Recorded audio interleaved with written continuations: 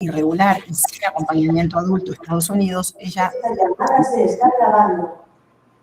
nos cuenta un poco de la forma en que se acercan desde los marcos legales a intentar encontrar respuestas a las preguntas que en migración de Estados Unidos se hacían en esos momentos. Este es un texto del año 2012 que sin embargo mantiene esta vigencia que está muy fuertemente vinculada con lo que decíamos de el énfasis en los procesos violentos de la migración. En este contexto, el contexto de la violencia con la cual se vive la migración infantil, es importante y nos permite también presentar los indicadores de crecimiento de las movilidades de niñas, niños y adolescentes que provienen de Centroamérica en su tránsito hacia Estados Unidos. Pero muchas veces esas cifras, como la que señalábamos hace un momento, de los 43 millones de niñas, niños y adolescentes que están viviendo desplazamiento forzado en el mundo en la actualidad, digamos que muchas veces omiten analizar la especificidad de la migración de la niñez, debido a que se privilegian algunos otros enfoques que en estos momentos tienen mucho que ver con el control y con la seguridad de las fronteras, fundamentalmente, más que con cualquier otro criterio. Entonces,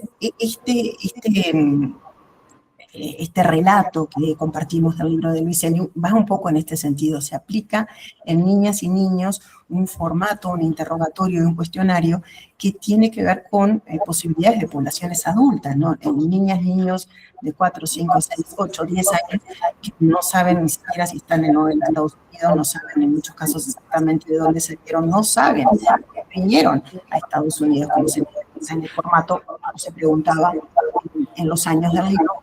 Dan esta indicación de procesos administrativos vinculados con la migración que están al margen de las realidades y de las temporalidades de niñas y de niños.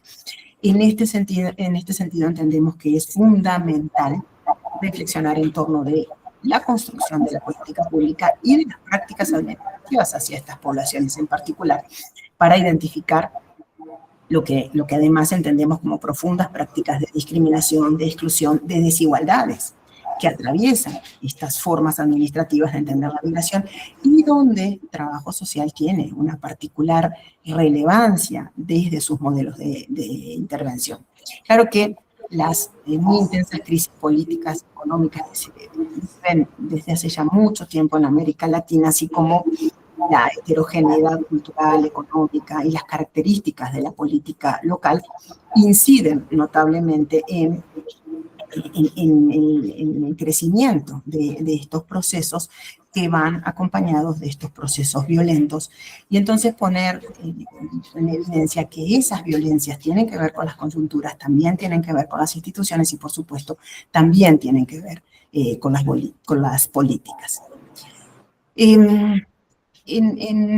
Pensando un poco en las condiciones de los desplazamientos, en estos contextos de violencia y de los desplazamientos de niñas y de niños en particular, el desplazamiento interno de la población tiene unas características particulares que lo diferencian de otros procesos, que lo diferencian de la migración interna, por ejemplo, pero que lo inscriben como un fenómeno social en el marco de la movilidad humana.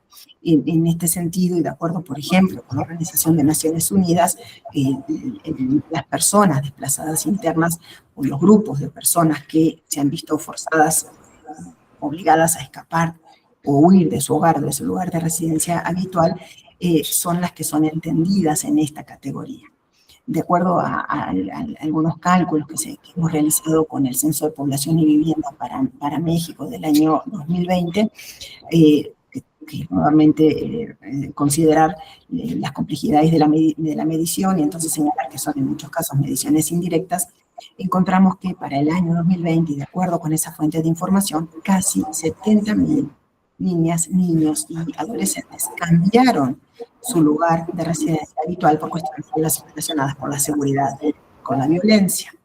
Y nuevamente la importancia de las cifras para poder ubicar la relevancia de este fenómeno y la dimensión que este fenómeno tiene. La migración en general como proceso humano, pero también cuando está vinculada a niños y niños, está fuerte con procesos de violencia. Y esos también tenemos que poder integrarlos. Hablamos entonces que esta necesidad de visibilizar a estas poblaciones dentro de los procesos migratorios más amplios, tanto desde los administrativos, que son la práctica concreta y cercana que tenemos al movimiento en el territorio de estas personas, como a su estudio, a su identificación, a su conceptualización, a su problematización, viene dada en mucho por la incorporación del tiempo social que la migración se está dando para estas niñas. Entonces, el tiempo social en la migración infantil se manifiesta tanto en los tiempos que atraviesan estos movimientos, una migración que puede entenderse como por reunificación, huyendo de la violencia particular. Se manifiesta también en el impacto que este tiempo tiene en el desarrollo de factores identitarios o de construcción de identidad de estas poblaciones infantiles y, por supuesto, en el acceso a los derechos básicos que tienen que tener. Hablábamos hace un momento de la educación, pero también la seguridad, pero también la salud, pero también la identidad y el cuidado emocional. Está fuertemente asociado, como decíamos, con factores de violencia, pero también con algunos otros tipos de situaciones como las vinculadas con elementos ambientales, que en cualquier caso también implican una violencia por las formas del desplazamiento. El tiempo de la migración infantil varía según las condiciones de origen y según las condiciones de destino, y ahí evidenciamos que cada vez más hay cambios en las rutas, en los patrones migratorios, e incluso procesos migratorios que se detienen y que generan inmovilidad dentro de la movilidad de la propia migración. Pero se ha observado una tendencia a la reducción en la edad de las personas que migran, con niños cada vez más pequeños, que están cruzando regiones en condiciones de vulnerabilidad, o en condiciones de vulnerabilizar su integridad, lo que refleja que la migración infantil es sin duda un fenómeno complejo además con duraciones distintas. Hay distintos factores, ya sabemos, ya hemos estudiado que hay distintos factores que están influyendo en estos procesos. Decíamos antes el origen, si la edad, la detención y la repatriación, que también han tenido importantes cambios, sobre todo después de la pandemia, y la vulnerabilidad y los contextos que atraviesan.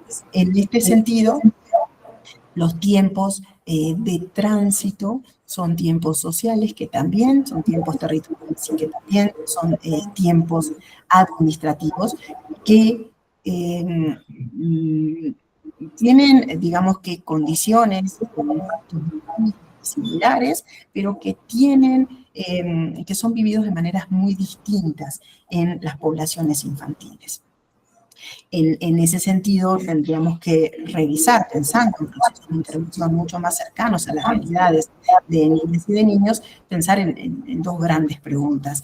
¿Qué detiene y qué acelera ese tiempo de la migración infantil en contextos de violencia? Pensando en los factores que detienen el tiempo de la migración,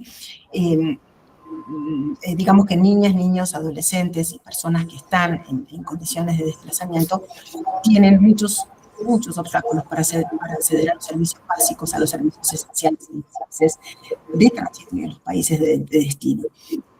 Al mismo tiempo, en muchas comunidades de acogida, si bien se trata de satisfacer estas necesidades, generalmente es un esfuerzo que ejerce una presión adicional a los recursos, a las características de cohesión social, y que además demuestran insuficiencia en muchos casos de los estados para dar respuesta. Es muy común que veamos en muchos de los países de tránsito que es la propia sociedad civil la que busca procurar este servicio.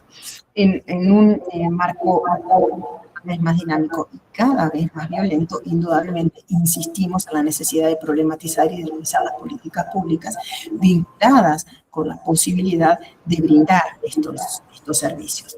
Para el caso de las poblaciones infantiles migrantes, esta protección se hace, esta necesidad de revisión se hace fundamental, se hace imprescindible por la necesidad de la protección y de la garantía de derechos que hemos venido señalando son fundamentales.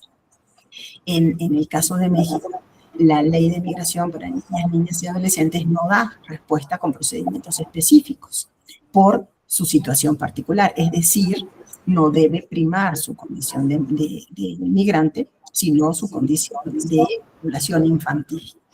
Ahí tenemos esta discusión todavía muy pendiente de la homologación que es necesaria en la ley, porque a pesar de los avances en el derecho internacional mexicano, aún persisten en materia de niñas, niños y adolescentes en particular desafíos fundamentales, por ejemplo, en relación con la no detención. Entonces, uno de los desafíos que enfrentamos en México es la implementación de mecanismos que garanticen esta protección a derechos y este acceso a servicios.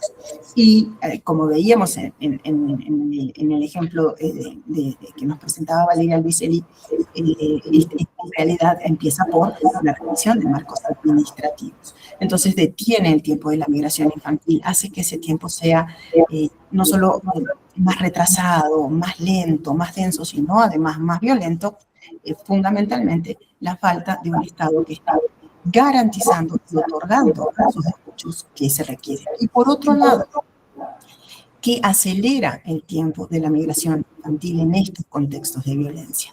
Al igual que para las personas adultas, en contextos de movilidad, hay una vulneración importante cuando no hay documentación, que es uno de los grandes factores de vulneración, pues las restricciones migratorias obligan, como ya está ampliamente documentado, al uso de rutas cada vez más inhóspitas, en donde, por supuesto, al buscar de alguna manera, al ser una migración que es no documentada, se busca la clandestinidad en el proceso y en la ruta, y entonces está cada vez más alejada de accesos a servicios, de la posibilidad de un Estado, y cada vez más cerca del crimen organizado de manera muy concreta, y en este sentido, niñas y adolescentes no acompañados, evidentemente, son más susceptibles a caer en estas redes de tráfico de personas, de reclutamiento forzoso por parte de grupos de crimen organizado y de sufrir distintos tipos de violencias en la extorsión, el secuestro, la desaparición. Son poblaciones que se ven aún más, ¿sí? Su tiempo está por finalizar. Perfecto, me apuro. Decimos que son poblaciones que se ven entonces más expuestas y que entonces el tiempo en este sentido se acelera porque incluso se acerca a la vulneración de la propia vida. Bueno, yo con el mapa lo que quiero, lo que pretendemos es de alguna manera advertir el tránsito, las rutas de tránsito y esos riesgos asociados con esos cambios de rutas y con esas rutas que se deben seguir en función de esa violencia. Y entonces ahí podemos observar además, ahí hay una linealidad en las rutas que en la realidad no ocurre de esa manera, precisamente por lo que decíamos antes de procesos que muchas veces se inmovilizan o que terminan siendo en muchos casos circulares. Pero entonces, ya para ir terminando, entendemos que es necesario que la política migratoria incorpore una perspectiva de derechos humanos, de género y de generación en la mirada de la migración, y que esta política se construya desde pilares vinculados con la garantía al derecho, la hospitalidad, la ampliación de políticas de asilo, la salvaguarda por encima de cualquier normatividad de los derechos de las niñas y de los niños y de la protección a la contención. Entonces, para eso tenemos que revisar normativas que regulan prácticas migratorias vinculadas con la seguridad específicamente, y pensar en la reagrupación y en el aseguramiento de niñas y niños. Y bueno, ahí tenemos un reclamo desde hace mucho tiempo muy presente que tiene que ver con la ampliación del financiamiento, la sensibilización, la capacitación, la adaptación de los procesos administrativos vinculados con la migración para estas poblaciones. Pensar entonces que el tiempo social de la migración va a ser un marco temporal que está construido por distintas interacciones, por distintas experiencias y que constituyen una dimensión de la realidad social donde indudablemente habrá una diversidad en la mirada de los procesos y habrá también una heterogeneidad en función de esas poblaciones que debemos considerar. Por eso planteamos que no podemos seguir pensando en políticas migratorias restrictivas que no consideran las características de las personas que se están desplazando en particular la de niñas y niños. Agradezco mucho su tiempo y su escucha y quedo atenta. Muchas gracias. Gracias, Patricia. Dejamos un espacio de 5 minutos para consultas, preguntas sobre esta ponencia, primera ponencia de esta mesa. Si en el pleno existe alguna duda, algún comentario, o los colegas que están en formato virtual.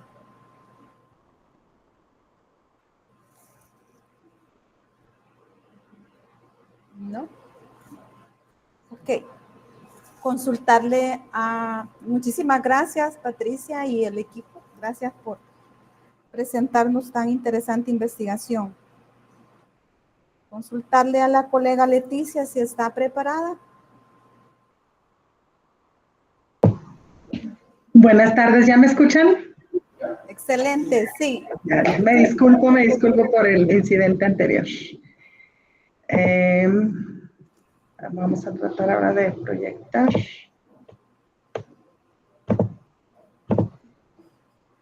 La ponencia de la colega Leticia está referida a la escuela como espacio de acompañamiento en contextos de movilidad, aproximaciones metodológicas para el análisis del rendimiento escolar de niños, niñas, migrantes, hijos de jornaleros agrícolas.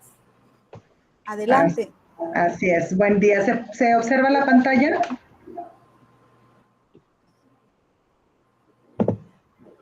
Sí, se observa. Sí, excelente. Ok, gracias. Bueno, pues buenas tardes. Yo soy la maestra Leticia Marín y en conjunto con mi compañera, la doctora María Eugenia Flores Treviño, quienes pertenecemos a la Universidad Autónoma de Nuevo León, pues les presentamos algunas aproximaciones metodológicas para analizar el rendimiento escolar de niñas y niños que son descendientes de jornaleros agrícolas migrantes dentro de nuestro país. Les voy a dar algo de contexto para que se familiaricen. Y bueno, yo soy maestra de secundaria y trabajamos en una escuela donde que se ubica al sur de la ciudad de Saltillo, en el estado de Coahuila, en México. Este ejido se llama El Derramadero y cuenta con escuela secundaria, con escuela primaria, con preescolar. Entonces, atiende a todos los niveles de educación básica. Y bueno, en este estudio, precisamente tenemos una población que son descendientes de jornaleros agrícolas migrantes que trabajan para una empresa agrícola que se dedica a exportar al extranjero. Que ahí se llama como el internacional. ¿Se escucha? ¿Pueden apagar micros, por favor? Sí le escuchamos. Hay un momento de interrupción, pero sí le estamos escuchando. Gracias, qué linda. Entonces, bueno, en esta empresa habitan personas que vienen del mismo México, pero bueno, aquí estamos ubicados al norte, ellos vienen del sur. Es una migración interna que le llamamos pendular, dado que del sur se vienen a ubicar al norte del país, y en esta migración ellos cada 6 meses la empresa los mueve de Sinaloa a Coahuila y después de Coahuila a Sinaloa, ¿no? Ellos dependen del ciclo ahí agrícola para desempeñar sus funciones dentro de esta empresa, ¿no? Los que trabajan o quienes trabajan en estas empresas son los padres de familia. Es muy raro el caso de niños que se involucren. Sin embargo, bueno, la empresa provee, nos vamos a referir al caso de Coahuila. El tiempo que están en Coahuila es de noviembre a marzo, más o menos. Y ella, de noviembre a marzo se van a Sinaloa y luego regresan a Coahuila. Y entonces la empresa les provee como un transporte escolar y acercarlos a las escuelas que se ubican dentro del ejido donde está la misma empresa. Aquí el problema es que cuando ellos se van a Sinaloa en marzo, llegan y pues ya no hay inscripciones o ya no hay espacio y no hay una continuidad académica para estos alumnos. La población escolar de esta investigación son 34 alumnos que son atendidos en escuelas regulares, es decir, que son escuelas de organización completa, cuentan con más de casi 400 alumnos entre ambas escuelas, que a pesar de que es un ejido, concentran alumnos de todos los ejidos aledaños al Derramadero. Y bueno, el caso específico de estos alumnos son alumnos de la escuela primaria Presidente Lázaro Cárdenas y también un tanto más de la secundaria técnica Vicente Valdés.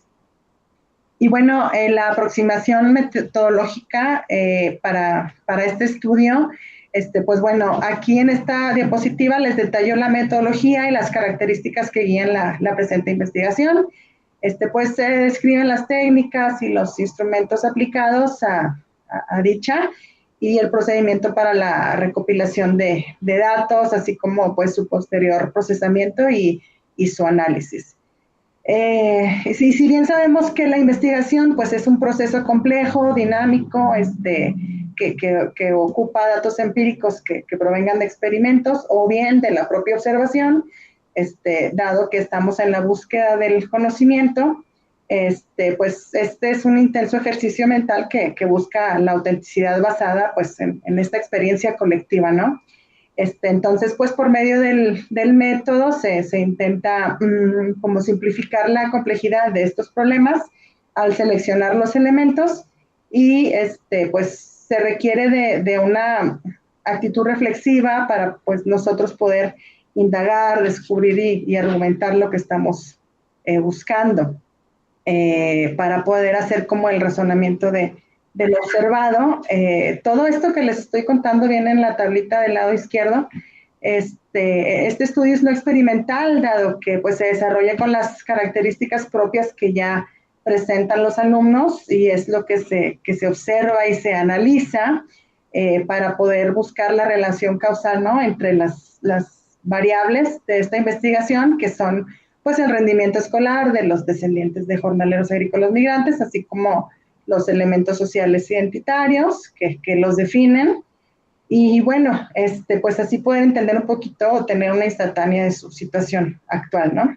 Las técnicas, pues precisamente por eso están enfocadas al estudio de varias variables y bueno, es por eso que su enfoque es cualitativo.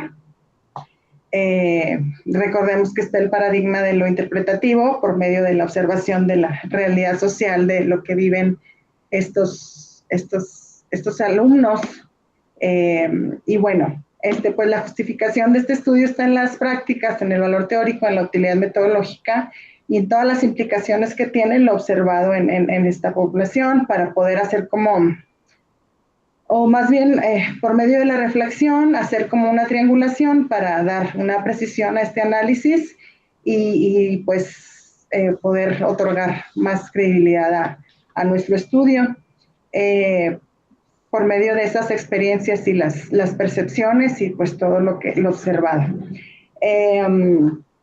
Recordemos que este enfoque cualitativo pues es no lineal, entonces pues en eso ya vamos a construir estas formas inclusivas de las visiones de todos los participantes, que no solo son los alumnos, sino en la tablita de la derecha pues también manifiesto que pues se hizo una investigación con los profesores de dichos alumnos, de la primaria y también de la secundaria, así como con los directivos, que en total de ambas escuelas son 3, son 2 directores y un subdirector, así como los alumnos pues cuentan con edades desde los 6 años hasta los 15 años.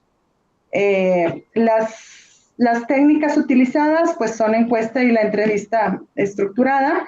La encuesta está diseñada con escala de respuesta de tipo Likert. Bueno, y aquí me voy a enfocar ya a los resultados de los actores de esta investigación. Y bueno, Para los alumnos se diseñaron instrumentos que se enfocaran en aspectos de su vida cotidiana, en su identidad, en su desarrollo en la escuela y también en sus relaciones sociales dentro de ella y un poquito fuera de. ¿Por qué? Pues para poder distinguir esos componentes de la identidad social que los definen y también su relación con el rendimiento escolar dentro de estas instituciones de educación básica. Con los alumnos, bueno, aquí puse dos ejemplos de dos gráficos que se arrojaron y se observa una combinación de alta responsabilidad familiar que tiene una baja expresión identitaria con sus amigos, ¿no? Pues en las respuestas ellos manifestaban que pues no les gustaba platicar de su lugar de origen con sus amigos y eso en el dado caso que lo conozcan, ¿no? Porque pues muchos manifiestan no saber de dónde son o no conocer el lugar su lugar de origen, donde nacieron. Entonces, bueno, pues los resultados muestran una experiencia escolar mayoritariamente positiva. Más del 65% de los alumnos reportan sentirse felices en la escuela. Sin embargo, se observan condiciones contextuales que pueden incidir en el rendimiento, como la carga doméstica frecuente, dado que más del 70% pues manifiesta que de la escuela llegan a su casa a hacer quehaceres domésticos. Y ya los más grandes pues sí manifestaban que algunos se iban a trabajar con sus papás al campo. En el plano identitario, pues también predomina una baja apertura para compartir su lugar de origen, pero es o porque no lo quieren compartir, o no saben cómo, o de plano no lo conocen. Y en conjunto, pues los datos sugieren que la escuela, pues si bien funciona como un espacio de bienestar para ellos, persisten muchos retos que están asociados a esas responsabilidades familiares y también a la invisibilización o a esta limitada expresión con sus referentes identitarios, con sus compañeros y también con sus maestros. En cuanto a los docentes, bueno, aquí se pusieron dos ejemplos. Se les preguntaba si los constantes traslados de estos alumnos, para ellos creían que eso afectaba su rendimiento escolar. La mayoría pues contestó que sí, que en algunas ocasiones. Contra la pregunta de que si detectaban los desafíos que enfrentaban al intentar mejorar el rendimiento de estos alumnos. Entonces los datos pues sugieren que el profesorado sí reconoce que la movilidad es un factor que define, aunque entienden que el rendimiento se ve influido pues por otros factores, ¿no? Que no es solamente esa movilidad a la que están expuestos estos niños. Las encuestas sí se enfocaron a la percepción, para los docentes, están enfocadas a la percepción del conocimiento de los estudiantes. También a las estrategias pedagógicas, al currículo, a la interacción y al apoyo institucional, así como también a la orientación pedagógica. La idea es pues diseñar algo que ayude a superar las dificultades que enfrentamos los docentes en el aula y hacer todo esto, ¿no? Como que un paso más amable por los niños, para los niños, dado que generalmente educación básica es como el último nivel de estudios que ellos adquieren, ¿no? Y así como una conclusión de los resultados o el concentrado de todos los docentes, pues dice que o sea, ellos sí tienen un alto nivel de reconocimiento de esta población escolar. Sí, ellos dicen que sí identifican las peculiaridades de estos estudiantes y señalan que detectan los desafíos que implican, ¿no? Mejorar el rendimiento de estos alumnos. Con respecto a la movilidad, consideran que los traslados afectan el rendimiento, mientras que lo que refleja, bueno, esto refleja, es como un dato relevante, pero sí es variante. Y el principal punto crítico se ubica en el vínculo con la escuela y la familia. ahí sí detectamos así como que una gran brecha, porque los maestros reportan que no hay mucha comunicación con los padres, hay poca o nula comunicación con los padres de familia, y pues evidenciar esta brecha es como identificar las necesidades de estos alumnos y la capacidad o la poca capacidad que se tiene como institución, como un acompañamiento sostenido también con ese vínculo con los padres de familia. Así como los maestros también manifiestan conocer y reconocer todas las características de estos alumnos, también se detecta así como una brecha con docentes y directivos, dado que los directivos perciben un poquito diferente la realidad de estos alumnos que los docentes. Y bueno, en la encuesta de los directivos puse 2 ejemplos, que es el personal docente, que si el personal docente está capacitado, y aquí pues nos dicen que casi siempre, ¿no? Que bueno, más bien que a veces, la mayoría, y solo un directivo detectó que siempre está capacitado el personal. Contra el rendimiento escolar, es que si ellos creían que había mejorado en los últimos años, y aquí pues hay mucha opinión dividida, ¿no? Y los hallazgos pues sugieren una percepción de mejora académica. Esta es la relación entre estas 2 variables, y que aún no sostienen una formación docente que está plenamente sistematizada. Entonces, como que fortalecer esa capacitación, pues pudiera ser como más sólido este sistema. Perdón. Entonces, bueno, en esta pequeña muestra de directivos, pues se reporta una postura de liderazgo favorable, ya dado que todos siempre manifiestan atender al 100% las necesidades de esta población. Y bueno, se observa una percepción moderadamente positiva sobre la mejora del rendimiento de estos niños año tras año, ¿no? Pero no obstante, la capacitación docente aparece como intermitente, lo que sugiere oportunidades para fortalecer procesos formativos, sistemáticos, y bueno, y en conjunto también los datos que apuntan a esta disposición institucional, pero con varias áreas por sostener esta mejora consistente, ¿no? Porque es como aventarle la pelotita a los docentes, que el directivo se identifica, pero el docente no necesita un poco más de capacitación, ¿no? Esto es por parte de los directivos, y bueno, estos instrumentos para ellos se diseñaron con base en la política de la gestión escolar, la colaboración, los recursos, la evaluación, los resultados, y también pues identifican las estrategias pedagógicas, ¿no? Para mejorar el rendimiento académico de los alumnos. Y bueno, aquí con respecto a los padres de familia, bueno, solo se había diseñado una encuesta, pero hubo una negativa de participación por parte del 100% de padres de familia. Sí, todos firmaron donde autorizan que se les encueste a sus hijos y se haga la investigación con ellos, pero a la hora de aplicarlo con ellos, pues esto se entiende o se explica como una combinación de desconfianza hacia este proceso, ¿no?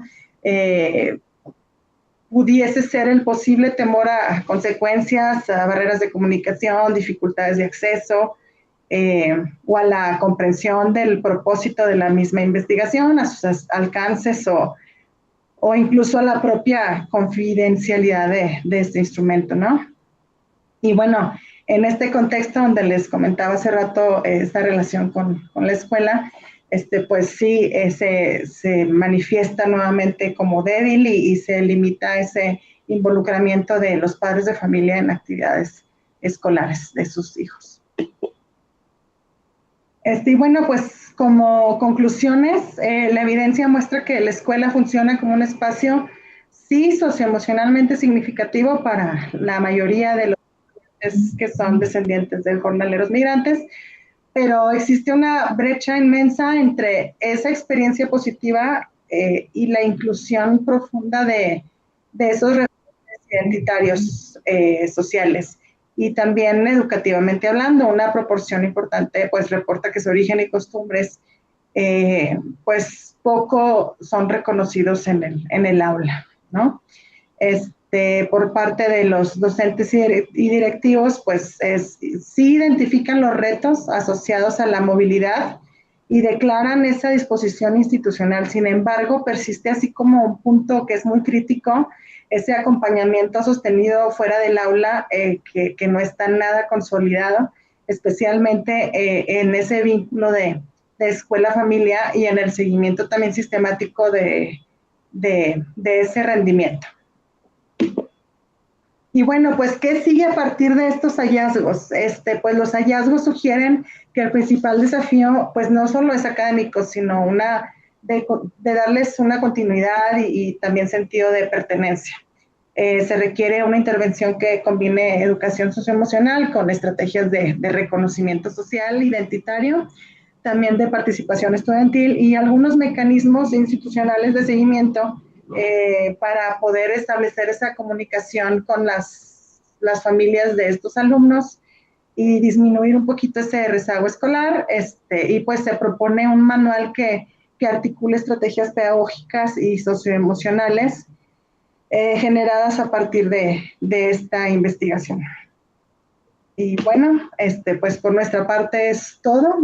Muchas gracias por su atención y por su paciencia.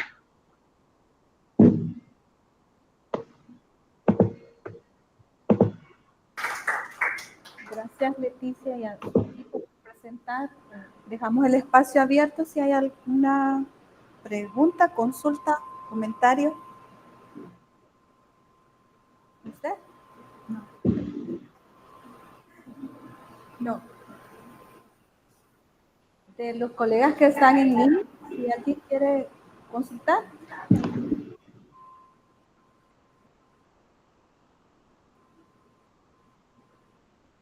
No. Ok. Bien.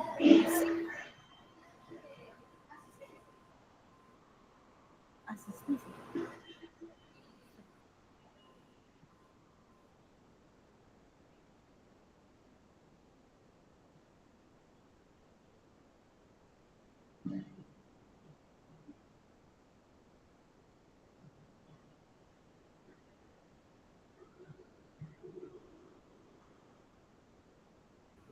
Las disculpas a los colegas que están en línea. Estamos haciendo un chequeo de la asistencia a nuestros participantes acá en El Salvador.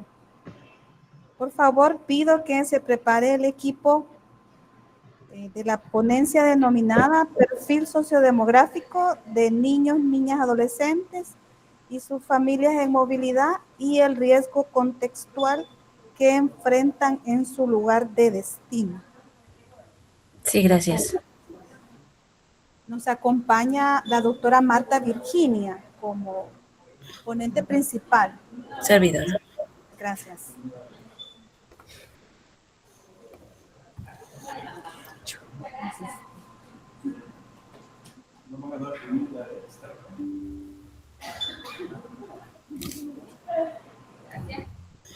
Oh.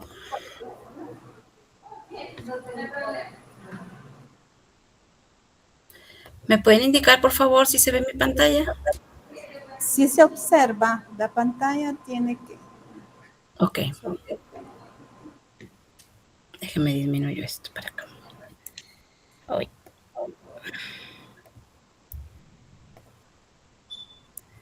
Voy a poner esto. Bueno, pues muchas gracias. Primero que nada, quiero pues agradecer el espacio a los organizadores de la Universidad de El Salvador. Voy a leer su semblanza. Voy a leer su semblanza curricular. Perdón, queremos usted me indica su amplio perfil. La doctora Marta cuenta con estudios profesionales de la licenciatura en Trabajo Social, maestría en Desarrollo Social y doctora en Ciencias Sociales, profesora a tiempo completo de la Facultad de Trabajo Social de la Universidad Autónoma de Coahuila. Líder del Cuerpo Académico, Desarrollo y Transformación Social, secretaria académica y directora de la Facultad de Trabajo Social de la universidad antes mencionada. Agradecemos, nos acompaña esta tarde. Doctora, mucho gusto conocerla y gracias por estar presentando esta tarde. Gracias a su equipo también. Damos inicio a su ponencia. Te agradezco mucho la presentación. Efectivamente, pues estoy representando a un cuerpo académico, el cuerpo académico que se denomina Coahuila 147, Desarrollo y Transformación Social. Y bueno, en esta ocasión voy a presentarles un extracto de un proyecto pues muy amplio, muy complejo, que pues bueno, por cuestiones de tiempo optamos por compartir con ustedes lo que se refiere al perfil sociodemográfico y un poco de los riesgos que enfrentan los niños, niñas y adolescentes en el lugar de destino. Déjame ver si me deja avanzar. Creo que no. Ahí está, ¿sí? Bueno, en primera instancia, como les decía, este proyecto es más amplio, es un proyecto mixto que lleva por nombre Construcción de Resiliencia ante los Riesgos Psicosociales en la interacción social de niños, niñas y adolescentes en movilidad. Se parte de la idea de que los niños, cuando están en interacción social, en este proceso de movilidad, generan experiencias tanto individuales, sociales y contextuales que pueden contribuir a la construcción de resiliencia justamente para poder enfrentar los riesgos que viven desde su lugar de origen, tránsito y lugar de destino. Déjenme les comento que Saltillo, Coahuila, está ubicado al sureste de Coahuila. El estado de Coahuila está junto a la frontera con Estados Unidos y bueno, hasta hace unos años éramos considerados como parte de la ruta migratoria, lugar de tránsito, pero ya desde hace más de una década que hemos venido experimentando la presencia de personas en calidad de refugio, en situación de asilo e incluso algunas personas que se encontraban en tránsito, ya ubicando a la capital del estado y otras más en su paso de aquí al norte de Estados Unidos como lugar de destino, es decir, ya se quedan. Obviamente, producto de que está instalado acá el programa de integración local de la ACNUR, que ubica a esta región del sureste de nuestro estado como un lugar óptimo para que puedan desarrollar actividades laborales, sobre todo, obviamente, hablando de los papás, y bueno, ha constituido un espacio como alternativo para para quedarse, pues, ante las políticas ahora antimigratorias de Estados Unidos, pues la población ya está escogiendo a México como un lugar factible para venir, sobre todo aquellas personas que vienen huyendo de su país de origen. Entonces, en ese sentido, la población con la que trabajamos este estudio no es tanto población que está en tránsito, sí se ubican, pero también las personas están en refugio, es decir, población en refugio y personas en tránsito. Y bueno, vamos a encontrar muchas similitudes con la maestra Leti, pero ella pues obviamente está abocándose a las personas que están en situación jornal y me pareció súper interesante lo que está pasando también en este estado de la República Mexicana y pues en nuestro municipio. Bueno, el supuesto que nosotros manejamos, pues es que es en contextos adversos, que ya sabemos que existen desde su lugar destino, convergen esos riesgos psicosociales. Sin embargo, los niños pueden llegar a desarrollar capital individual que les van a permitir obtener algunos recursos, tanto sociales, psicológicos, culturales y espirituales, que ellos necesitan para llegar a construir esa resiliencia de la que hablamos. Es decir, se apropian y aprovechan los recursos que tienen y en la interacción con algunos actores sociales, ellos pueden llegar a la construcción de elementos que les ayude a sopesar las situaciones que les generan riesgo, pero que en un momento dado pueden llegar, a pesar de ese contexto, a construir resiliencia. El objetivo, pues, consistió en interpretar justamente la interacción social de esos activos individuales y relacionales de la población de 9 a 17 años, que explicara precisamente la respuesta que ellos generan ante la vulnerabilidad de los riesgos que están presentes en la movilidad. Para ello, pues definimos una serie de objetivos, o sea, quisimos ponerlos aquí a todos, aunque en términos muy particulares, pues en esta presentación nos vamos a abocar a 2 de los 5 de ellos, ¿no?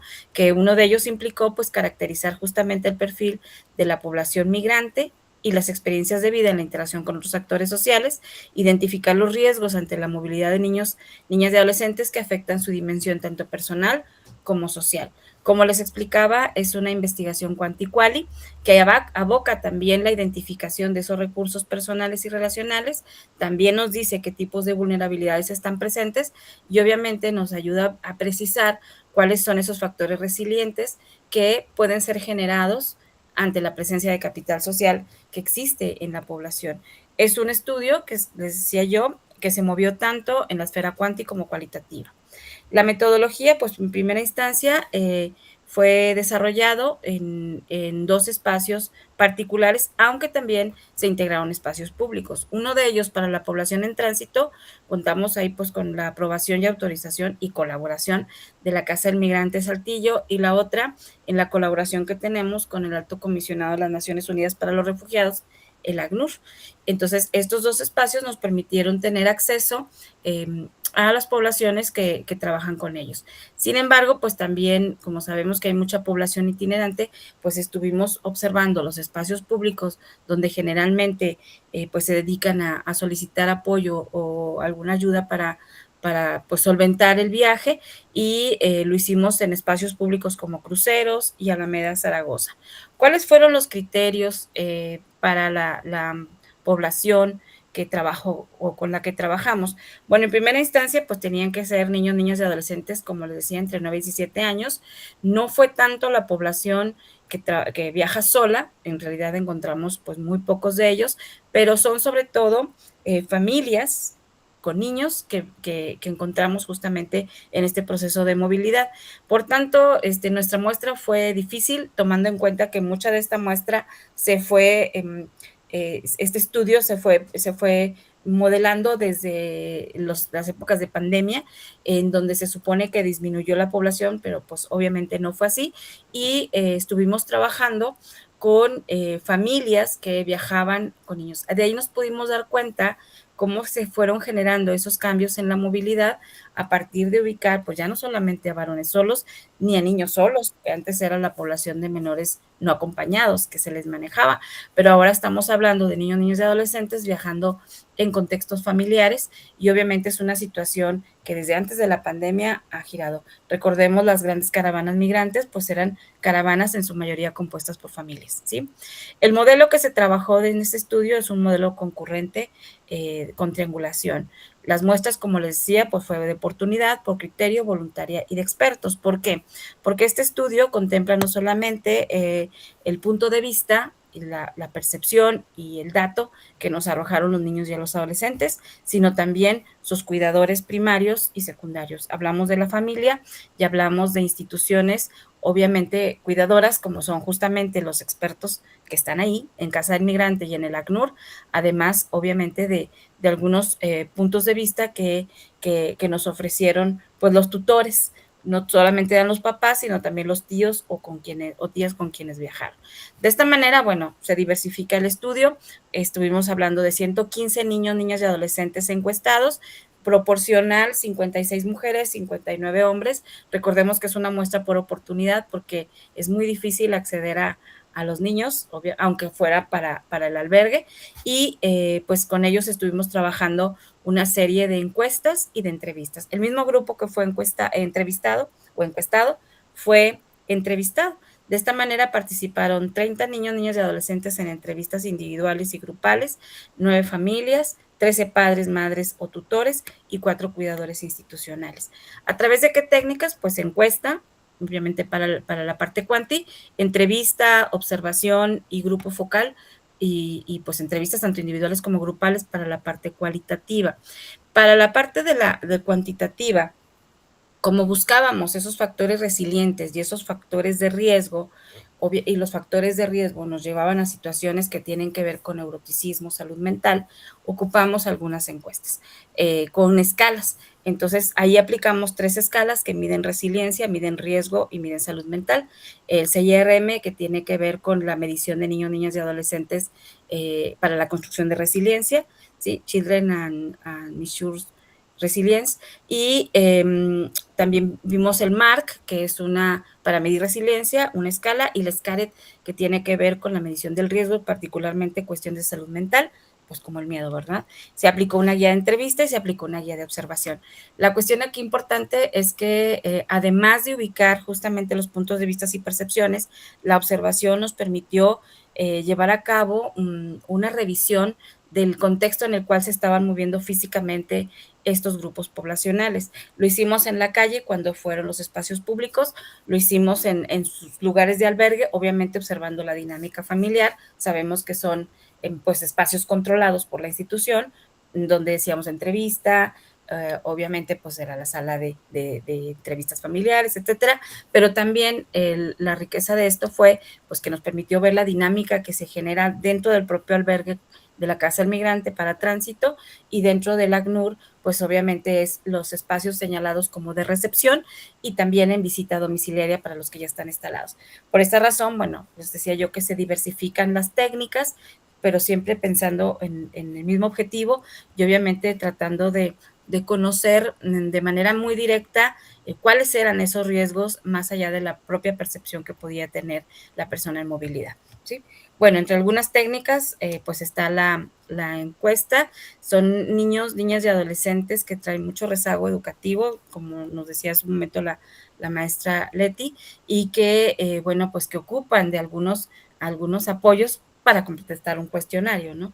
Muchos, por ejemplo, niños de 10 años que no saben leer ni escribir por, obviamente, las circunstancias que vienen desde su lugar de origen, aunado a que ya tienen mucho tiempo moviéndose y que obviamente pues desertaron de su escuela. Entonces usaron iconografías como estas para contestar un cuestionario, se trabajaron vía juego, y obviamente pues esto permitió, sobre todo de los más pequeños, estamos hablando desde los 9 años, que si bien a los 9 años es un equivalente de tercer grado primaria por acá, pues aún así había niños hasta de 10 que no sabían leer ni escribir. Entonces, bueno, eso denota pues parte de los resultados que ya nos ofreció el estudio.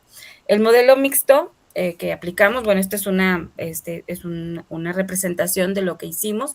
En primera instancia, bueno, pues se hizo una triangulación con toda esta información que recabamos, pues primeramente fue una triangulación de cada una de las categorías con respecto a la versión de los niños, de los papás y de los cuidadores. Aunado a ello, bueno, hicimos esa triangulación entre el dato cuanti, el dato quali de las mismas categorías encontradas y construidas con lo cualitativo, a través también de algunos aspectos teóricos que nos permitían pues fundamentar o contrarrestar lo encontrado, ¿sí? O mejor dicho, contrarrestar la teoría a partir de lo encontrado. Algunos de los preceptos o postulados teóricos bajo los cuales nos movimos, pues básicamente tenemos el paradigma construccionista, tomando en cuenta que esta postulación o este proyecto de investigación pues tiene como base la interacción social. Entonces en la teoría construccionista pues nos vino a apoyar mucho para tratar de explicar lo que sucedía. Aunado a ello, como consideramos a diversos actores, pues tenemos el enfoque sistémico ambiental, que nos permitía precisamente considerar pues todos los contextos en los cuales se estaban moviendo, y consideramos pues la parte fenomenológica porque quisimos abordar el fenómeno tal y como se encuentra en la realidad. De ahí pues algunos teóricos que nos permitieron pues dar luz un poco más a esto. Bueno, voy a hablar acerca de los hallazgos en general y en un momento más pues rescataré algunos aspectos importantes para poder conocer a estos niños, a este grupo de población con la que trabajamos. El perfil de niños de movilidad se midió cuantitativamente y también se interpretó a la luz de varias categorías que emergieron. Pudimos obtener la población participante, cuántos eran en refugio, cuántos en tránsito y sus causas de salida, ¿no? El sitio de contacto también fue importante rescatarlo, la edad y el sexo de los chicos, chicas, la escolaridad, que no necesariamente tiene que ver con su avance en materia de instrucción, condición de movilidad, pues sí, porque se mueven o cómo se están moviendo, el lugar de origen, el tiempo de salida, condición de actividad y con quién vivía.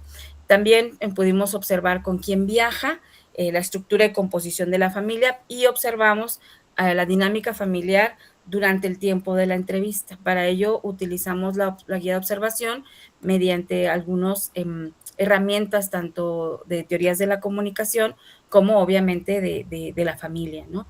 Observamos las características de los padres y también del contexto, es decir, cómo es y el punto de vista, cómo son y desde el punto de vista de los cuidadores primarios, cuáles son esas características de los niños, de los espacios educativos, desde la percepción de ellos y de sus familias, los espacios de esparcimiento, las condiciones de la vivienda, condiciones de distribución del mobiliario, higiene y espacios de vivienda. Bueno, esto último, pues obviamente es parte de lo que hacemos todos los trabajadores sociales en las visitas, pero aquí la idea era justamente detectar algunos factores de riesgo en ese contexto en el cual pues les toca vivir, tomando en cuenta que no es una observación participante, no estamos con un estudio etnográfico porque no está medido en el tiempo. De hecho, la visita que teníamos que hacer era pues acompañada de ACNUR, entonces era límite en tiempo, o sea, no nos quedamos con direcciones ni nada por la misma condición de cuidado de las personas de refugio. Entonces teníamos que aprovechar la visita en el momento. Algunos datos que nos permiten conocer a estos niños, niñas y adolescentes con los que trabajamos, bueno, pues es que básicamente la mayoría era de Honduras y pues también teníamos un 10% de El Salvador, de Guatemala y de Nicaragua. Recordemos que es un grupo que está medido en aproximadamente un año de trabajo, ¿sí? Porque era, mira, hay población, 20, llegó gente, 20. Entonces, obviamente también es voluntaria porque aunque llegaran grupos de 3, 4 familias a refugio, pues a lo mejor de esas nada más una aceptaba participar, ¿no? Sobre todo, pues porque tenían desconfianza de que fueran deportados, de que si éramos de institución, etcétera. Procedencia y causa de salida. Bueno, básicamente, ya la procedencia ya la vimos. Causa de salida, pues básicamente tenemos que eran población en situación de riesgo. Esto rompe un poquito con esta visión que ACNUR, que de hecho nos hemos colaborado muy bien con ellos, pero han tratado de hacer semánticamente la distinción entre población, niño migrante y niño refugiado. Entonces, bueno, sí, las personas que están en refugio, pues son porque han atendido todo el proceso y todo el protocolo para estar en situación de refugio, ¿no? Que ya lo conocemos, pasar por Comar y todo el proceso, ¿no? Sin embargo, hay mucha población que transita por México que no está teniendo acceso, a veces hasta lo desconoce, para solicitar su condición de asilo o para solicitar refugio dentro del país. Entonces, son niños que de pronto, pues tú sabes que vienen huyendo porque los persigue la Mara, porque los perseguía o cualquier otra instancia, ¿no? Es el tío, que el esposo o la pareja de mi padrastro quiso matar a mi mamá y juró que tal, y ahí viene detrás de ella. Entonces, te los encuentras también en tránsito. Por tanto, no es exclusivo de la situación de seguridad los que están en situación de refugio. Muchas personas que están en movilidad, en tránsito, rompiendo un poquito lo establecido por ACNUR, ¿no? Si es que hay que hacer la distinción, el migrante viaja, bueno, sí, ya cuando lo conoces ya puedes determinar o puedes señalar que es una persona migrante por cuestiones. Doctora Max, su tiempo está por finalizar. Claro que sí, me apuro. Entonces vamos a encontrar estos niños, básicamente son en situación de refugio y pues encontramos migrantes que están también por situación económica y seguridad, ¿sí? Vemos aquí las condiciones que les decía yo de rezago, observamos que hay niños de 9 años que, de acuerdo a las condiciones de México, deberían estar en tercero de primaria. Solamente del total estamos hablando de los 28 niños de 9 años que deberían estar en tercero, solamente uno. Es decir, estamos hablando pues de una población con bastante rezago educativo. La mayoría de ellos pues tiene 6 meses o tenía 6 meses de haber viajado, pero también había niños que habían salido desde hace más de 3 años, ¿sí? ¿Con quién viajan? Como les decía, predominantemente con papá, mamá y hermanos. ¿Cuál es el perfil? Son hijos de familias de tipo biparental, es decir, viajan con mamá o papá. Existe, ahora vamos a la dinámica familiar, mucho control parental, o sea, ellos no pueden voltear, ver, ni decir nada sin que el papá se los autorice. Son muchos hijos de madres solas, en promedio vienen con 2 hijos. Se detectaron casos de padres varones viajando solos con hijos o hijas, predominantemente con varones, con la idea de ir a trabajar. Existe, pues les decía yo, un jefaturas de familia bastante considerable. En el caso de adolescentes, les decía, es más común que viajen solos con papás. Y aunque todos los actores aluden a la importancia del bien superior de la infancia y del hijo, si no, primero mi hijo, pues viven situaciones de violencia, tanto criminal, familiar, institucional y estructural, tanto desde su lugar de origen como y sobre todo en su tránsito, ¿no? Son niños que luego los dejan encargados a otros migrantes sin siquiera conocerlos. con todo el riesgo que eso implica. Y bueno, los miembros mantienen el deseo de permanecer juntos y cuidarse. Se denotó dentro de los neuroticismos que son niños que viven y vienen con mucha ansiedad, sobre todo, obviamente, de persecución, paranoias, pero sobre todo de separación. No quieren separarse de sus papás, de sus mamás, a la edad que sea. Riesgos, pues aquí todos los que se les ocurran. Obviamente hablamos de exclusión, discriminación. Ya llegando acá, falta de red de apoyo, hay burocratización, hay corrupción, hay pobreza, la falta de una política educativa, violencia escolar, rezago educativo. Es decir, hay una serie de factores de riesgo que ellos siguen encontrando. Entonces, en términos generales, lo único que sucede es que se traen de su lugar de origen, se traen arrastrando la situación de movilidad o la situación que los obligó a salirse, y acá se recrudece porque además no hay red de apoyo, no está la tía, etcétera. Y entonces la pobreza lo único que hace es trasladarse, la violencia se traslada, siguen encontrando situaciones que no mejoran su calidad de vida tal como ellos tenían el imaginario cuando salieron. Por último, ya, con esto termino, se destaca la importancia del perfil para visualizar los impactos, el riesgo al que enfrenta, es decir, conocer a esos niños. En primera instancia, hay que visibilizarlos, es necesario conocer quiénes son, quién vienen. La decisión adultocéntrica de viajar permite ubicar a la familia, al adulto que se trae a su familia, pero nos olvidamos de los niños y los adolescentes, de lo que sienten desde que los sacan de su contexto y durante todo lo que viven durante su tránsito y la afectación que tienen, y más aún cuando llegan acá. Vimos en este grupo que el aspecto educativo, ya cuando son instalados en la escuela, más que constituir un factor protector para ellos, se constituye como un riesgo. No les gusta ir a la escuela porque viven una serie de procesos. Hablo de este grupo en particular. Esta decisión, obviamente, adultocéntrica, es asumida por los niños y después se vuelve parte de su discurso. Hablan como adultos, es decir, nos venimos porque vamos a mejorar la situación económica, estamos mejor acá, y obviamente ya cuando les dices, bueno, ¿qué sientes que vives? Pues te dicen otra cosa.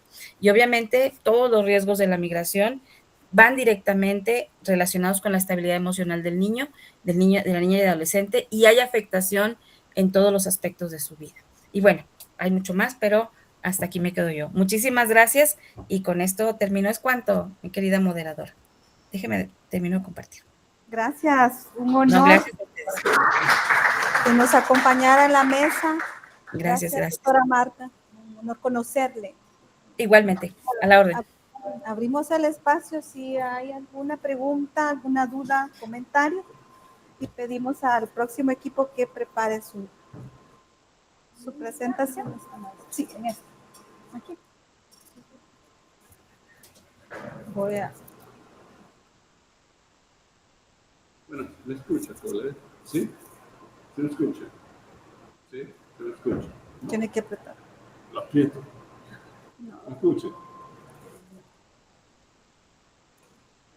Hello. Ahí. ¿Me escucha ahora? ¿Sí? Muchas gracias por la presentación muy extensiva. Una de las cosas que yo decía, ¿cuáles son los pasos éticos que se llevaron a cabo en cada uno de los procesos? Tuvo aprobación ética de la universidad, se llevó a cabo los procesos de asentamiento, con gusto, cómo sí. se hicieron las observaciones de tal manera de que no se impactaron, hiciera daño a los participantes, principalmente el riesgo de hacer daño entre personas de 9 a no sé cuántos años, niños menores. Entonces, esa era mi pregunta. Ok, lo escuché muy lejos, pero alcancé a entender. Si no estoy mal, alcancé a escuchar como que cuáles fueron los pasos y por las implicaciones éticas, ¿verdad? Bueno, si fue así, y si es tan amable de comentarme qué más. Bueno, efectivamente fue un proceso que implicó, primero que nada, solicitar los permisos con el ACNUR. Fue un proceso largo porque tuvimos que hacer un convenio primero de colaboración de la universidad con el ACNUR, que de alguna manera ya estaba avanzado. Luego tuvimos que hacer un acuerdo, mejor dicho, tuve que presentar la propuesta, una propuesta que pasó 3 filtros en México. Primero fue aquí en Saltillo y luego fue en primero fue en Saltillo y luego fue con una persona de riesgo psicosocial en ACNUR, que me pasaron con otra persona, y luego esa persona iba y venía a mi instrumento porque cuidaban mucho la parte, obviamente, de no afectación a los niños y adolescentes. Y luego ese instrumento se fue a Suiza para también que pudiera venir el permiso. De allá vino un acuerdo de colaboración con compromiso, obviamente, ético de no divulgación, y por esa razón, pues yo iba acompañada también por una persona de ACNUR, ese era el requisito. En Casa del Migrante operó pues muy similar, no se llevó 2 años como con ACNUR, sí me llevó casi 2 años, por eso hablamos que desde antes de la pandemia estamos con estos procesos, porque empecé en la calle y luego me fui a la Casa del Migrante y después a ACNUR. En Casa del Migrante hemos colaborado ya desde hace muchos años y también pues en el área de atención psicosocial de ese albergue también hicimos un proceso de revisión para cuidar obviamente pues el bienestar de los niños. Ya estando autorizado por las instituciones, les decía yo que fue una muestra voluntaria, porque pues siempre se habló primero con los papás, estuvo un papá presente en la gran mayoría, en otras el papá, cuando entraban grupitos de niños, el papá o la mamá quedaban fuera de la puerta y autorizaban, hubo acuerdos y firmas de consentimiento informado y también de divulgación, obviamente con todos estos requisitos. Se cuidó la parte ética, desde luego, porque tanto los abogados de ACNUR como de la universidad, pues estuvieron muy al pendiente de este estudio. Y sí fue un proceso largo, la aplicación de este proyecto, porque pues implicó estar con los niños, pedir su autorización, hacer la entrevista y en medio de esto, pues también cuando era necesario, pues hacer algún ejercicio de contención por las fibras, ¿no? Que se tocaban, que aunque estuvo muy cuidado el instrumento, sobre todo con los adultos, sobre todo con los adultos, era una cuestión que teníamos que trabajar con ellos, porque obviamente pues no debíamos dejar procesos inconclusos. Entonces, básicamente, pues fue esto, la parte de ética. No sé si hay algo que por ahí no alcancé a escuchar, porque sí, como que en la sala y acá no se percibe el sonido de manera muy eficiente. Entonces, me quedé así nada más con esa parte. Pero igual estoy a la orden. Si a alguien le interesa conocer un poquito más de lo que hicimos, pues con todo gusto nos ponemos a la orden. Por aquí dejamos nuestros datos, ¿sí? O si hay alguna otra pregunta o si quieren que complemente, estoy a la orden. Gracias, doctora. Creo que no tenemos otra duda, otra pregunta. Vamos a dar paso a la última ponencia. Gracias. Gracias, doctora, por su tiempo. Denominada Personas Niñas en Contexto de Movilidad, Acompañamiento Social como Proceso para la Transformación de Trayectorias. Nos acompaña la doctora Carmen Gabriela Ruiz. Ella es licenciada y doctora en Trabajo Social, maestra en Terapia Familiar, ejerce profesionalmente como trabajadora social, con amplia experiencia en docencia en la Escuela Nacional de Trabajo Social y ha realizado amplios estudios en torno a las personas niñas afectadas por la violencia en contextos de desigualdad. Damos el espacio a la doctora y voy a ceder el micrófono. La presentación completa, por favor. Gracias. Bueno, pues buenas tardes a todas y todos. Buenas tardes a las personas que están conectadas vía Zoom. También muy complacida, muy contenta de compartir esta tarde.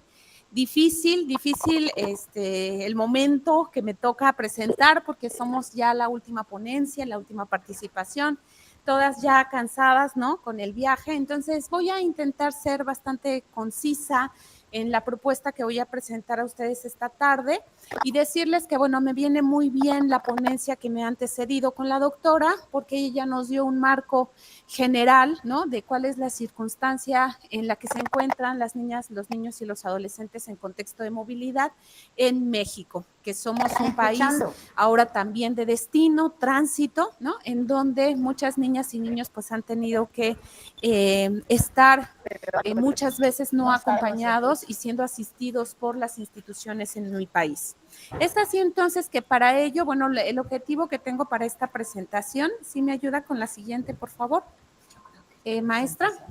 El objetivo que tengo para estos 15 minutos de presentación es compartir con ustedes el proceso de construcción de algo que he denominado enfoque ruptura, acompañamiento social en clave niña, como un proceso de implicación disciplinar con personas niñas receptoras de violencia encaminada a la transformación de trayectorias en el actor singular, familiar y comunitario. Y lo que estoy intentando decir... No, hay... No, gracias. Y lo que estoy intentando decir con esto es que esta propuesta no es un desplace de la intervención, es un enfoque que permite reconocer en niñas, niños y adolescentes su carácter agencial como actores sociales, políticos y productores de cultura.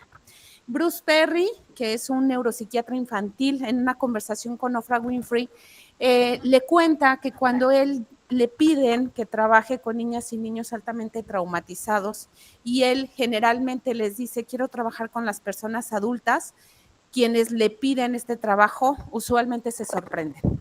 Sin embargo, siguiendo su propuesta, no hay otra manera de generar espacios de seguridad predecibles para niñas y niños si no es a partir del trabajo que realizamos con las personas adultas y con su contexto. De ahí entonces que desde la propuesta disciplinar este enfoque ha sido llevado a diferentes escenarios con profesionistas, trabajadoras y trabajadores sociales que se dedican a este acompañamiento. De ahí entonces que, bueno, me voy a brincar la parte de las personas niñas en contexto de movilidad, porque me parece que fue algo que ya se trabajó de manera antecesora, así es que me voy a situar fundamentalmente en la investigación denominada del dispositivo de la intervención al proceso de acompañamiento social, que dio como resultado la propuesta que están viendo ahora y que tiene que ver precisamente con niñas, niños y adolescentes en contexto de movilidad nacional e internacional, pero específicamente aquellas y aquellos que han sido atendidos por el Estado a través de sus dispositivos, que en mi país son centros de asistencia social, denominados también casas hogar. Nos brincamos por favor las siguientes 3 diapositivas y nos vamos a la propuesta.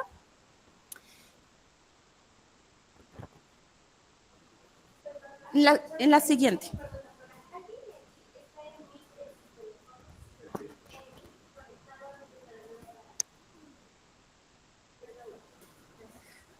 La que sigue, por favor. Bueno, pues comienzo diciendo que la investigación la que sigue, por favor. La investigación del proceso del dispositivo de intervención al proceso de acompañamiento social es una investigación que realicé con equipos profesionales del Sistema Nacional para el Desarrollo Integral de la Familia, que es la institución rectora en materia de asistencia social en México. Trabajé con una investigación de enfoque cualitativo con trabajadoras sociales dedicadas a la atención de niñas y niños, partiendo de un supuesto de investigación. La que sigue, por favor. Y ese supuesto reconocía o pensaba que la intervención como la conocemos es un entramado, es un resultado de 3 elementos fundamentales: los procesos de subjetivación, las epistemes y las instituciones como dispositivos de intervención. ¿Y qué es lo que quiero decir con esto? Que usualmente cuando nos formamos como trabajadoras sociales, nos dicen que la intervención es el resultado de un cúmulo de actividades que hacemos para la transformación y el cambio social. Al mismo tiempo, es difícil, pero es una realidad que en campo encontramos que muchas veces las colegas se viven interpeladas por la emocionalidad que constituye atender a niñas y niños en contextos de vulnerabilidad y violencia. Y frente a esto, resulta muchas veces complejo el poder atender a estas niñas y estos niños en espacios institucionales que tienen marcos normativos que muchas veces no desencadenan estas transformaciones sociales, sino que se limitan a una gestión de recursos que no necesariamente derivan en un bienestar integral.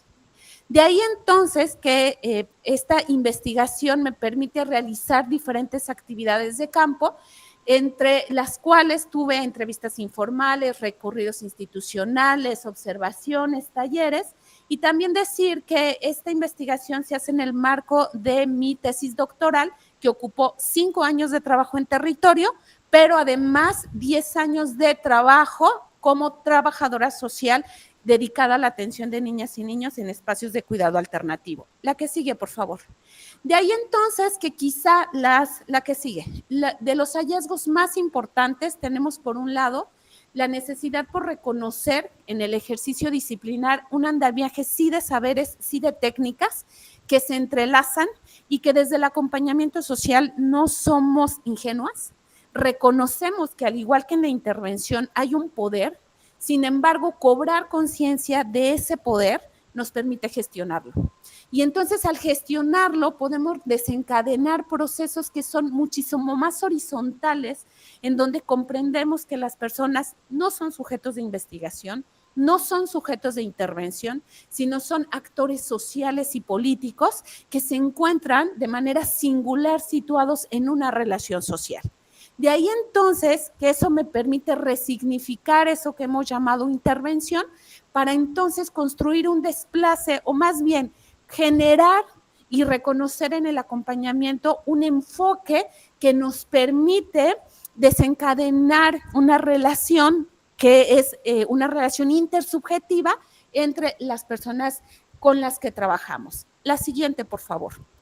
Es así entonces que este esquemita que están viendo ustedes ahora se encamina a exhibir la manera en cómo los procesos de acompañamiento social recuperan 3 elementos importantes. El tema, no pienso en la objetividad como eficacia de la intervención, pienso en la subjetividad, ¿no? En la subjetividad como esa potencia que me permitirá reconocer y llevar a la conciencia lo que estoy sintiendo, y en esa movilización tomar decisiones éticamente procedentes. No significa que voy a dejar que la emoción prive en el proceso, sino que voy a reconocer que tener a esa niña, ese niño que ha sido profundamente afectado, que transita de manera no acompañada, que ha sido captado por los grupos criminales, tiene afectaciones, y eso también me interpela como ser humano. Reconozco que hay una niñez situada que tiene características muy particulares, ¿no? No es lo mismo las niñas, los niños que están en el albergue del Padre Solalinda en Tapachula que aquellos que están en los campos agrícolas en San Quintín o aquellos que están en la frontera en Baja California siendo atendidos por el DIF estatal. Cada niñez tiene sus propias particularidades y estos procesos de acompañamiento sobre la base de la reflexividad y sobre la base de los nuevos enfoques. Y aquí, bueno, pues nos ocuparía otra conversación, el hablar del enfoque informado en trauma, de la teoría del apego, de evidentemente el enfoque de la interseccionalidad y algo que estamos trabajando fuertemente y que se está trabajando mucho en el sur del continente, Uruguay, Colombia, Argentina, eso que hemos denominado la perspectiva niña y que siguiendo la propuesta freiriana en donde reconocemos la potencia niña como la construcción de lo inédito, ¿no? Como esa posibilidad de trazar caminos que no hemos trazado en el pasado, pero que reconocemos son posibles de desencadenar. Y ahí Gabriela Magistris, Santiago Morales, Gisela Untoglich, que son quienes desde el sur del continente y desde las epistemologías del sur nos invitan a pensar a la niñez desde un campo de implicación diferente. Y con esto, pues termino con estas 3 ideas. La que sigue, por favor. Bueno, 1, la construcción, digamos, epistemológica de lo que comprenderíamos en el acompañamiento social, que habrá de implicar el reconocimiento de ese encuentro horizontal para la reconstrucción del tejido familiar y sociocomunitario en la convergencia de saberes. Por el otro lado, reconocer en la niñez también un campo epistemológico que a partir de la antropología y la sociología de la infancia nos lleva Bustelo, Alejandro Kusianovich, esa por favor, a reconocer en la niñez un enfoque de comprensión que nos habrá de llevar a reconocerla como la experiencia humana, dinámica, relacional y contextual de los primeros años de vida que nos permite mapear el mundo. Es decir, la niñez no como sinónimo de un grupo poblacional 0-18 años, sino la niñez como una experiencia que pisamos los primeros años de vida, pero que nos la llevamos para el resto de nuestra vida en desarrollo. Otro de los elementos que hemos destacado ahora tiene que ver con la persona niña como un campo epistemológico que nos llevará a reconocerle en su carácter protagónico, político y de producción de cultura, es decir, seres humanos activos en un espacio social constituido y constituyente a partir del entramado de intersubjetividades. Para después pensar en esta perspectiva niña que habrá de arropar el enfoque y que no tiene que ver precisamente con una tendencia antiadultista de querer hablar por las niñas y los niños, ¿no? Es decir, no les estamos dando nosotros voz a los sin voz, más bien apostamos por silenciarnos y dejar que sus propias motivaciones emerjan. De ahí que la perspectiva niña nos lleva a nombrar afirmativamente aquello que hemos denominado como adultocentrismo, para entonces poder generar esta potencia de la que ya he hablado antes. Algunas propuestas que hoy se trabajan en el continente latinoamericano que tienen que ver precisamente, la que sigue por favor, con algo que desde la literatura se llama tutores de resiliencia. No me quedo acá, solo digo que hemos estado escarbando otras posibilidades para poder materializar este acompañamiento social, en donde comprendemos a las personas como actores sociales singulares en procesos de sintonía, es decir, no usurpo la historia. Sé que tradicionalmente se nos ha hablado mucho de la empatía como técnica, sin embargo, creo que es difícil que yo pueda ponerme en los zapatos de una mujer indígena o de una mujer en contexto de desigualdad, y más bien recupero mi propia experiencia para entender, tratar de comprender en relación desde un proceso de sintonía, que es una propuesta de Schulz fuertemente trabajada. De ahí entonces que me salgo del cajón de las víctimas, no pienso a las personas como víctimas, sino pienso en una situación que es circunstancial, pero que permite en estos procesos de acompañamiento resignificar las trayectorias. De igual forma, me cuesta trabajo quedarme en la idea del cambio social, más bien pienso en el día a día, en lo que las trabajadoras sociales hacemos usualmente en los espacios de cuidado, en los refugios, en las instituciones, y cómo abordar las condiciones sociales en su carácter de fenómenos. Me quedan 5 minutitos, voy a darle esos 5 minutitos al doctor Francisco, quizá para que comparta. Hemos venido trabajando juntos con población en contexto de movilidad nacional e internacional, entonces para que comparta un poco cómo desde la multidisciplina hemos venido trazando algunas propuestas. Gracias, súper breve, queridos colegas, ¿no? En mi caso, que soy arquitecto y que soy antropólogo, creemos que la academia es uno de tantos actores que adquiere una connotación central, o más que central, una potencia para entender y acompañar en estos procesos. Procesos que, como hemos visto, son bien complejos porque de entrada cada persona tiene, si bien factores comunes en la decisión de desplazarse de su lugar de origen, muchas veces no es una situación fácil abandonar el hogar frente a diversas condiciones, frente a diversos factores, y sí, evidentemente hay que hacer acción tanto en los lugares que están expulsando, en las zonas que son expulsoras de población, como en las zonas de tránsito, como en los puntos de arribo, y muchas veces el lugar de destino nunca llega, ¿no? Las personas se van quedando en el camino, y un tanto la idea es esa: para hacer que una persona no sea desplazada, se requiere atender esos sitios desde un enfoque transdisciplinario, multiactoral, decimos. Las instituciones públicas deben de estar involucradas, deben de establecer parámetros en donde los demás actores podamos coadyuvar. La academia vemos que ha sido un actor que posibilita generar estos espacios, estos escenarios seguros, y en ese sentido solo puntualizaré en esos 3 puntos. El carácter complejo de estos fenómenos requiere miradas que acuerpen a muchas disciplinas. ¿Basta un albergue bien diseñado? ¿Sí?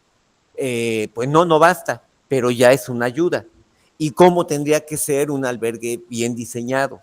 ¿Sí? Es decir, cómo quien lo diseña o quienes intervienen en ese tipo de espacios pues debemos entender o tratar de estar articulados con los otros campos disciplinarios para identificar las diferentes escalas, lo que apela desde lo íntimo de una persona que se ve obligada a desplazarse, ¿no?, hasta la colectividad que va a dar sentido, que va a acompañar, las regiones, que en nuestros contextos nacionales sabemos que no es un problema que afecte solamente a un lugar del país o a un país. Y por último, también la multiactoralidad, ¿no?, que ya se ha hecho énfasis de esto. Esta era nada más mi aportación. Y para cerrar, doctora.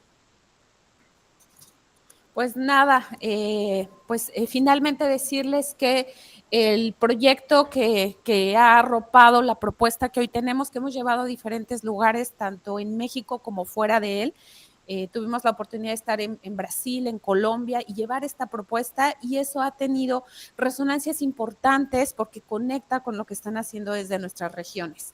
Entonces, bueno, en la diapositiva anterior estaban nuestros datos de contacto. Si nos quieren, conocer, ahora estamos en una iniciativa de un curso virtual sobre trata de personas, y por supuesto que el tema de la violencia conexa y de los fenómenos como la movilidad humana ha estado presente. Termino diciendo que para nosotras es una convicción tener esta perspectiva. Yo no me defino feminista, me defino niñista, una profesora niñista, niñóloga, que se ha dedicado al trabajo en territorio con niñas, niños y adolescentes.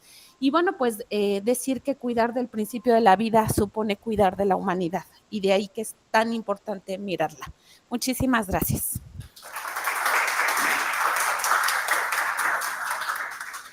Gracias al equipo. Y bueno, estamos por cerrar esta mesa número 6.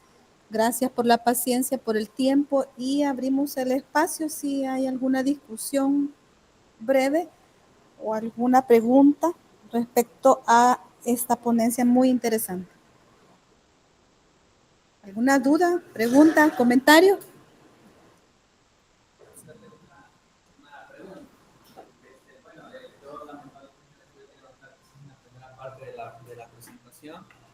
Pero no sé si lo dijeron, pero a mí me gustaría conocer, por ejemplo, ya quizás más en concretamente, desde el acompañamiento que se le da desde el trabajo social en este proceso de transformación de trayectorias, digamos, algunas acciones bien en concreto para esta interpretación, digamos, como usted lo mencionaba también, ver, digamos, la clave niña desde un enfoque más epistemológico, pero en concreto algunas acciones que, por ejemplo, los colegas docentes, las estudiantes que nos acompañan, también retomar esas ideas y ponerlas en práctica.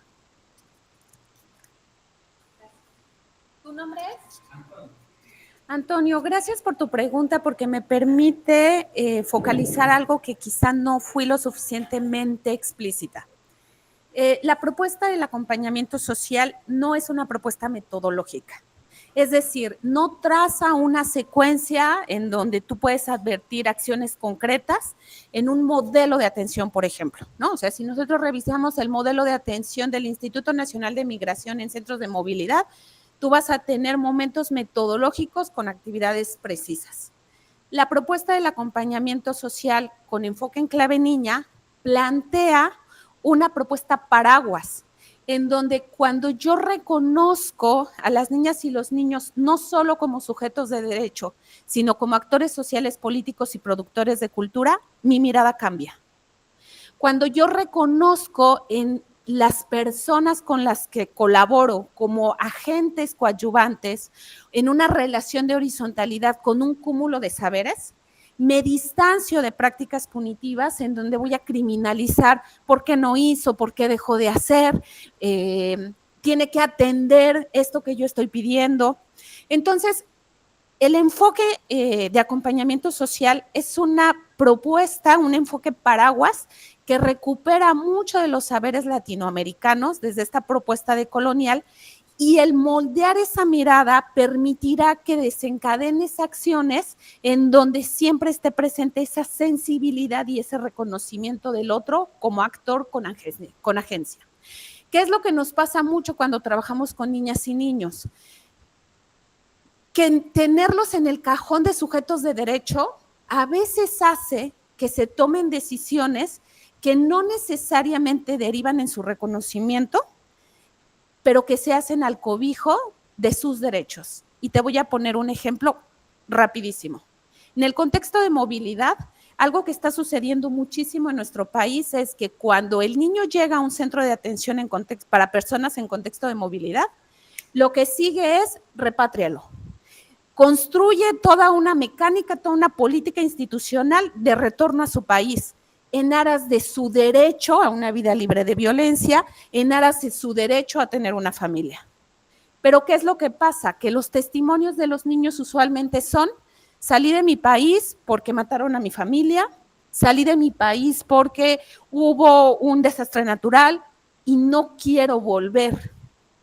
Entonces, conservar esta idea o algo que ha pasado con nosotros es volvernos ese policía que no permite que lleguen a los Estados Unidos en el cobijo de los derechos es profundamente peligroso. En el cobijo de los derechos, ¿no? O sea, sobre el fundamento de estoy ejerciendo sus derechos o estoy protegiendo sus derechos, hay un entramado de violencias que no lo reconocen como un ser con capacidad de agencia. Por eso creo que el enfoque de acompañamiento ayuda a transformar la mirada y pega directo en los procesos independientemente del modelo trazado secuencialmente. Gracias, Antonio.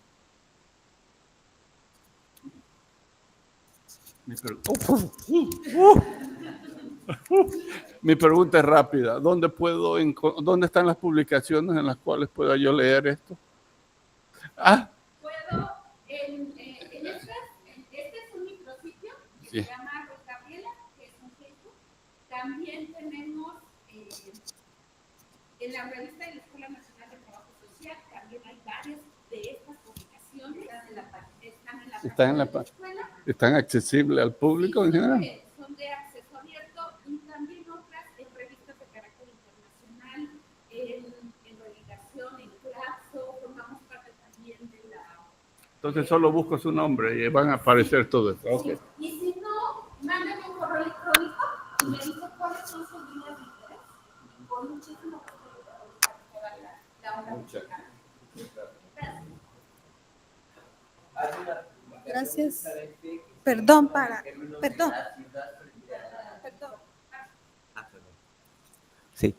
Sí, decía que tenemos una publicación también de carácter transdisciplinario con varios especialistas de diferentes instituciones del Politécnico, de la UNAM, de allá en México, donde trabajamos la ciudad frente a la migración, entendiendo la problemática socioespacial que eso implica, y a veces como los espacios donde las personas en condición de movilidad van llegando son vistos con racismo, con exclusión, etcétera, y se está por salir una publicación que también va a ser de libre acceso, que en su momento se la podremos hacer llegar, que se llama así Territorios para el Cuidado. Territorios del cuidado, ¿no? Entonces, ¿cómo tratamos de hablar a una noción de cuidado que tiene que ver con una condición social, comunitaria, que puede favorecer a lidiar con las problemáticas sociocomunitarias que se tienen? Sí. Gracias por la participación. El espacio. Estamos por finalizar y le doy el espacio al colega Byron Cruz. Sí, nos acompaña en la relatoría de la mesa y les acompañó Sandra Ordóñez como moderadora.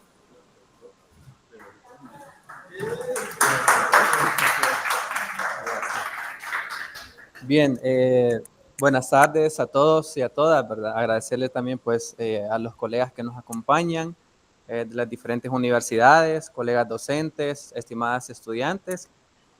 Bueno, aquí yo hice, digamos, tengo 4 páginas de apuntes, pero voy a ser breve, ¿verdad? Bueno, en esta 10ª Conferencia Regional de Trabajo Social y Movilidad Humana y las Américas, hemos visto, digamos, desde diferentes perspectivas cómo puede ser abordado el tema de movilidad, ¿verdad? Principalmente de aquellos sectores más vulnerables, digamos, durante el trayecto, por ejemplo, cuando se trata de migración de manera irregular. Y me quería hacer referencia en principio a la primera ponencia que tiene que ver con la migración infantil en temporalidades violentas, precarias, forzadas, ¿verdad? Ausencia de derechos y de políticas de protección. Y bueno, en la primera participación nos hemos dado cuenta también que, digamos, históricamente las condiciones que están asociadas ¿verdad? A la migración irregular por parte de la primera infancia, niñez y adolescencia, pues siguen siendo las mismas, ¿verdad? Entornos, digamos, de violencia o la reunificación familiar siguen siendo factores asociados a la migración irregular por parte de la primera infancia, niñez y adolescencia.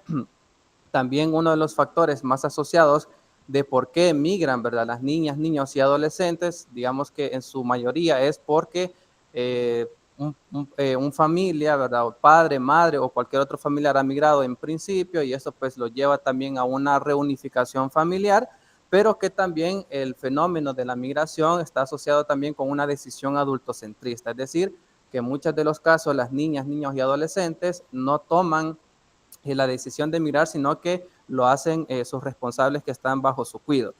En segundo lugar, me quiero hacer referencia a la segunda ponencia como la escuela, ¿verdad? Como espacio de acompañamiento en contextos de movilidad. Interesante, ¿verdad? Cómo se le da este enfoque metodológico también para comprender esas realidades, ¿verdad? Principalmente de las hijas e hijos de trabajadores agrícolas, ¿verdad? Importante identificar esos desafíos en las condiciones socioeconómicas en las que se encuentran las niñas, niños y adolescentes, y sobre todo también nos damos cuenta también cómo, por ejemplo, estas condiciones socioeconómicas están asociadas también a que muchas niñas, niños y adolescentes estén en condición de rezago escolar, ¿verdad? Me llamaba la atención también cómo de las últimas ponencias decían, ¿verdad? Que dentro de los centros de acogimiento en la frontera con México y Estados Unidos, de 23 niños de 9 años que según la ley del Estado de México deberían de estar en segundo año de secundaria, solamente uno de 23 cumplía con edad, ¿verdad? Eso significa que hay un rezago escolar bastante importante, ¿verdad? Para todas las niñas, niños y adolescentes que se encuentran en condición de migración irregular o en condición de movilidad. Y bueno, esto presenta muchos desafíos, sobre todo también para la atención, ¿verdad? Integral para la primera infancia, niñez y adolescencia, pero también esto plantea desafíos, digamos, en los países de tránsito o de acogida, ¿verdad? Bueno, yo estaba, también una de mis líneas de investigación es justamente la niñez migrante retornada, ¿verdad? Y esto plantea también cómo los mecanismos de protección deben de funcionar, principalmente el sistema de Naciones Unidas, por ejemplo, qué está haciendo en los puntos fronterizos, que está haciendo, por ejemplo, los centros de acogimiento, en el caso de México, que se estén cumpliendo, digamos, todo este enfoque de derechos y sobre todo, pues también que el proceso de retorno sea también más humano y seguro para las niñas, niños y adolescentes. Así es que, bueno, por ahí más o menos sería mi intervención.